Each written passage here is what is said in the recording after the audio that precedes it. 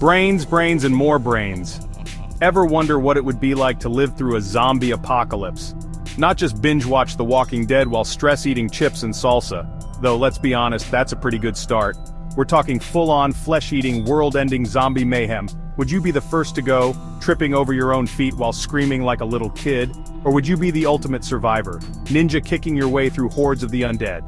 It's a tough question, like choosing between chimichangas or more chimichangas. But hey, that's why I'm here. Think of me as your zombie-slaying spirit guide. Stick around because in this video, we're giving you the survival tips you need. Because let's face it, your current strategy of hiding under the covers and hoping it all blows over, yeah, not gonna cut it. Okay, before we dive into the nitty-gritty of zombie survival, I need to know you're serious about this. This isn't some fluffy bunny video, people.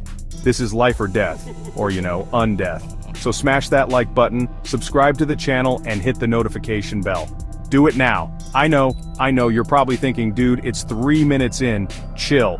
But trust me, this is important. You don't want to miss out on any crucial zombie-dodging intel, do you? Because let me tell you, when the undead are chasing you down the street, you're going to wish you paid attention. And trust me, you'll need all the help you can get. The zombie apocalypse isn't exactly a walk in the park. It's more like a sprint through a graveyard at night with a sprained ankle. Plus, subscribing makes you officially part of the zombie survival squad. Okay, so the zombie apocalypse has hit. The news is playing on a loop, your neighbors started wearing Crocs unironically, and your goldfish is looking suspiciously bitey. Your first instinct might be to head to the city. Think about it, supermarkets, pharmacies, maybe even a fancy penthouse apartment with a rooftop pool. Sounds good, right? Wrong! Cities will be zombie central. Think about it, all those people, all that delicious, fresh, brain, food. It'll be like an all-you-can-eat buffet for the undead. And you, my friend, will be the main course. A study, yes, a real one, even theorized that humanity would fall in about 100 days, and the zombies would outnumber us 1,000,000 to 1. Talk about bad odds, you'd have better luck winning the lottery, twice in a row, while being struck by lightning. So ditch the city slicker lifestyle and head for the hills. Find yourself a nice, secluded cabin in the woods, preferably one with a moat and a drawbridge. And if you can find a boat, even better. Zombies are notoriously bad swimmers. Think of them as landlocked, brain-obsessed couch potatoes. Now, you've made it to the countryside. You've traded your skinny jeans for cargo pants, your latte for instant coffee, and your Netflix subscription for, well, let's be honest. You probably downloaded everything you could before the internet went down. Congrats! But don't get too comfy. You need a zombie-proof shelter. And I'm not talking about your grandma's basement, unless your grandma was a doomsday prepper, in which case, kudos to her. Look for sturdy buildings made of concrete, brick, or metal. Forget about those cute little wooden cabins you see in horror movies. They'll be zombie chew toys in no time, and fortify everything. Barricade the doors, board up the windows, and definitely block off the fireplace. You don't want any surprise visits from Santa, or, a shambling, hungry corpse. Reinforce those walls like you're building a fortress. Make it so impenetrable that even a tank couldn't get through. This is your sanctuary, your safe haven, your personal zombie-free zone. Chapter 4, Suit Up. Okay, your hideout is secure for now, but you'll need supplies, and that means going outside. Gulp.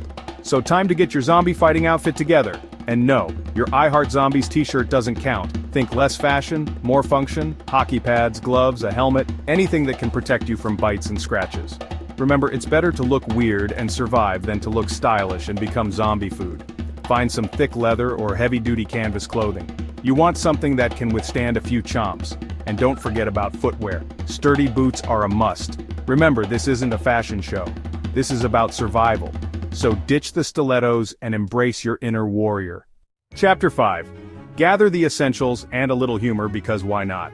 Time to go shopping, but forget the supermarket. Too many people, even before the zombies. It'll be like Black Friday on steroids, only instead of discounted TVs everyone's fighting over the last can of Spam, and definitely don't drive. The noise will attract every undead creature within a 5-mile radius. You'll be like a dinner bell on wheels. Instead, find a smaller, less populated store. Think mom and pop shops, gas stations, maybe even a vending machine graveyard. Hey, desperate times. Grab bottled water, non-perishable food, medications, first aid supplies, batteries, a radio, and warm clothes. Because let's face it, the zombie apocalypse probably isn't going to come with central heating. Oh, and don't forget a sense of humor. Trust me, you're going to need it.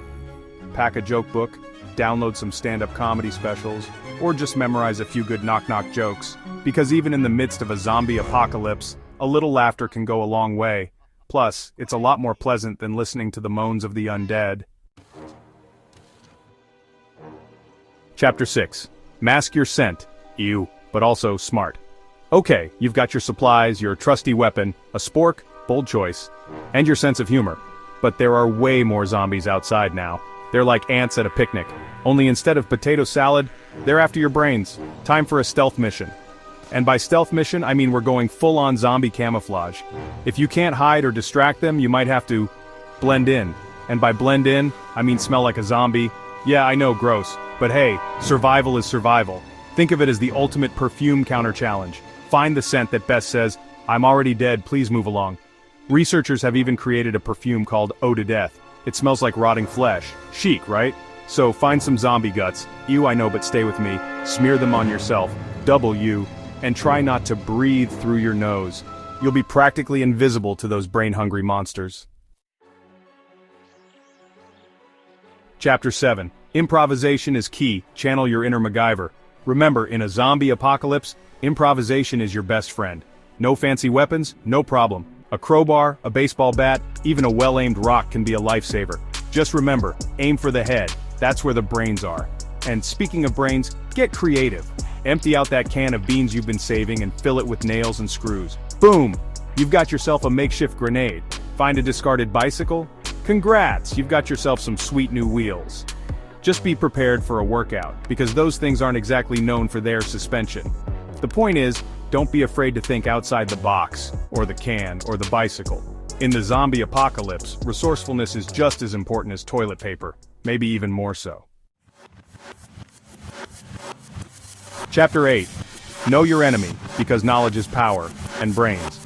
Sun Tzu said it best, know your enemy and know yourself, and you will not be imperiled in 100 battles. Okay, maybe Sun Tzu wasn't talking about zombies specifically, but the principle still applies. Knowing your enemy is crucial. Are these slow, shambling zombies the kind that lumber around like they're stuck in a slow-motion movie? Or are they the fast, rage-filled kind, the ones that sprint towards you like they're late for a brain-eating contest? Knowing their weaknesses will give you a major advantage. Do they react to light, sound, water? Use that knowledge to your advantage. Set traps, create diversions, or just make a whole lot of noise and watch them run in the opposite direction. Remember, information is power. And in the zombie apocalypse, power means the difference between staying alive and becoming a midnight snack.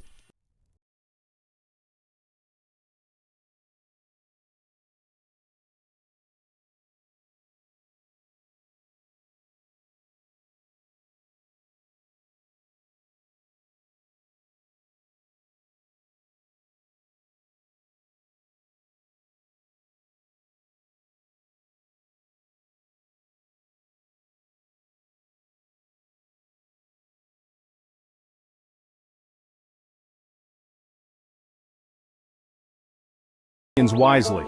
You don't want to team up with someone who's going to crack under pressure and get you both into trouble. Look for people who are resourceful, level-headed, and most importantly, not completely annoying. And remember, trust is a precious commodity in the zombie apocalypse. So choose your allies carefully, watch your back, and always have an escape plan. Chapter 10. Stay positive. It's the apocalypse after all. Okay, I know what you're thinking. Easy for you to say, Mr. Movie Star Ghostwriter. You're not the one dodging flesh-eating monsters, and you're right, but hear me out. The zombie apocalypse is a grim scenario, but a little bit of humor can go a long way. Remember, laughter is the best medicine, except for maybe a well-aimed headshot. So keep your spirits up, stay vigilant, and never give up hope.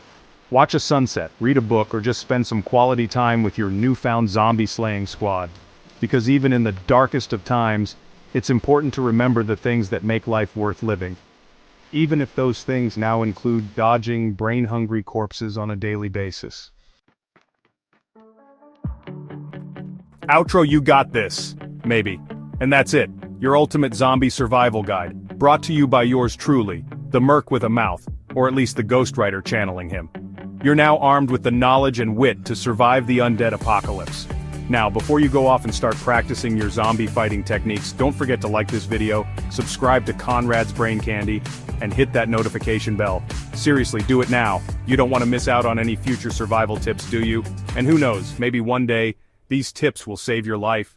What would you do in a zombie apocalypse? Leave your comments below. Now go out there and survive. Or at least try to. Good luck.